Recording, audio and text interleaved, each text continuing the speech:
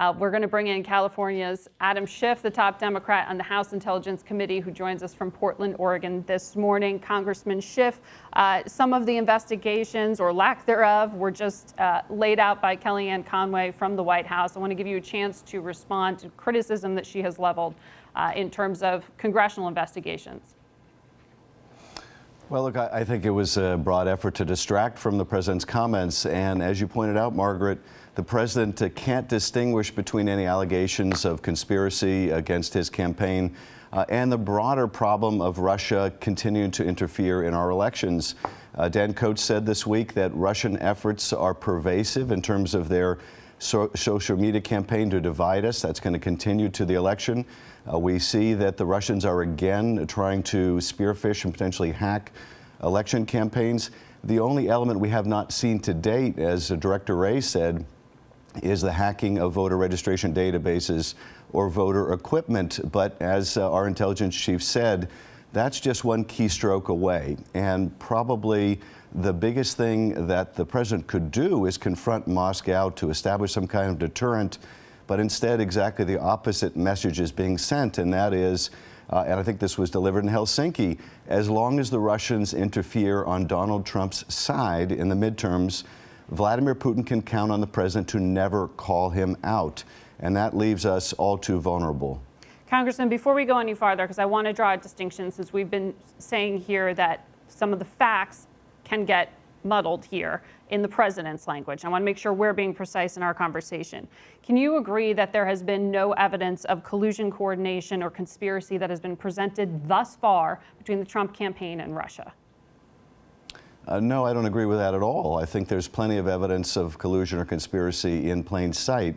Now, that's a different statement than saying that there's proof beyond a reasonable doubt of a criminal conspiracy. Bob Mueller will have to determine that. But of course, the entire meeting at Trump Tower... You acknowledge that the FBI has not presented it thus far. I'm drawing this distinction because this is what the White House is arguing here, that the president is drawing a distinction, that he is saying when he says hoax and witch hunt that he means one thing and that it's not really trying to disassociate himself from what his national security team says. Well, first of all, we haven't seen what Bob Mueller has produced in terms of the evidence yet. So in terms of FBI proof, they're not going to present proof to the Congress. We're doing our own investigation, and we've revealed evidence, I think, that certainly goes to the issue of conspiracy and collusion, a lot of which is now public.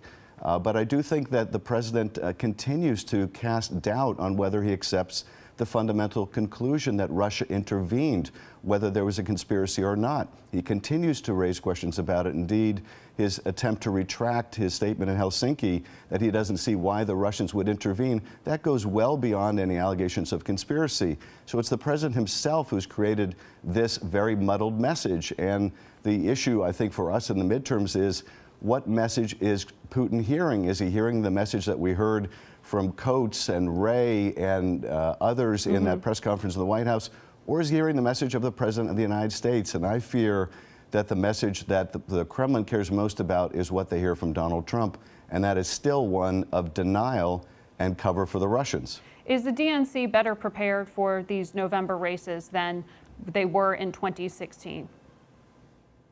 I'm sure the DNC is better prepared, and I would imagine the RNC is better prepared, and the states are better prepared. But there's still a great deal more work to do, and I think the states still don't have the resources that they need. And sadly, we did have a vote in Congress on additional funding for the states, and that was voted down by the GOP. But yes, they certainly have taken steps. And, you know, Margaret, I will say this, one thing that encourages me, the administration is finally having interagency task force meetings every week, led by the DNI's office, to make sure that our government agencies are talking to each other. But the fact that many of us, even in leadership positions in the Congress, had to learn about Russian efforts to hack particular campaigns this cycle from a Microsoft representative speaking publicly in Aspen causes a lot of concern about whether that interagency process is really working. And you are talking about Microsoft disclosing that. I also want to ask you, though, about what the special counsel disclosed a few weeks back, where in that filing he mentioned that there were congressional candidates, at least one of them, who was requesting help from Guccifer, which has been linked, of course, by the special counsel to the Russian meddling effort. Do you have any indication who that congressional candidate was, or if they are currently in Congress? Well, I can only talk about the public reporting, and there certainly was a lot of public reporting about Russian hacking involving Florida candidates for Congress and Florida incumbents. And of course, this is a great concern in terms of the midterms. They not only hacked the DNC, but they hacked the DCCC 2 years ago. We tried to get the Republican campaign committee to agree that if a foreign power intervened, as they did in 2016, that we would reject it, that neither party would exploit it. We weren't able to get that agreement from the GOP in 2016. We really need to develop that kind of national consensus for the midterms, that no matter who a foreign power may intervene on behalf of, both parties have to agree not to exploit it. And I think one of the chief impediments to getting to that agreement is the President of the United States. You, I know, have been traveling the country helping to raise money for Democrats. Successfully, I hear, more than $3.5 million so far. When you are speaking across the country, do you talk about the Russia probe, and do you advise those who are running for office to be speaking about it publicly? I don't advise people running for office around the country to focus on the Russia investigation. I urge them to focus on what they're going to do to put bread on the table, what they're going to do to make sure their constituents have health care. I certainly get questions about it when I travel around the country. And the overarching point that I try to make is what the Russians did was not in isolation. The Russians, yes, they intervened, they had a preferred candidate in our election, but they've been interfering in Europe and elsewhere for a long time. And it is part of a global attack on the very idea of liberal democracy, and comes at a time where we see a real rise of autocrats around the world.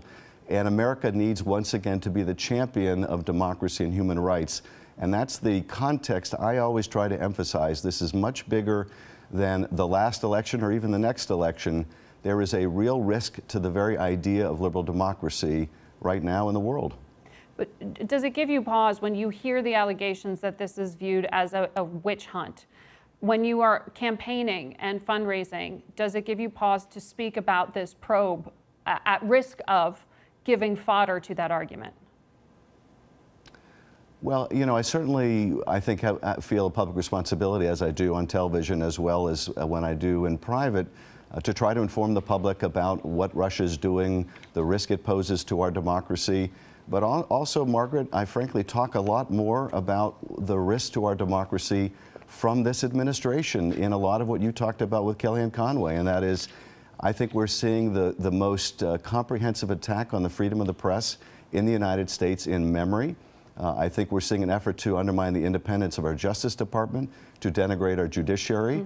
I talk a lot more on the campaign trail about the threat to our democracy from within than anything that the Russians are capable of doing. Congressman, thank you for joining us.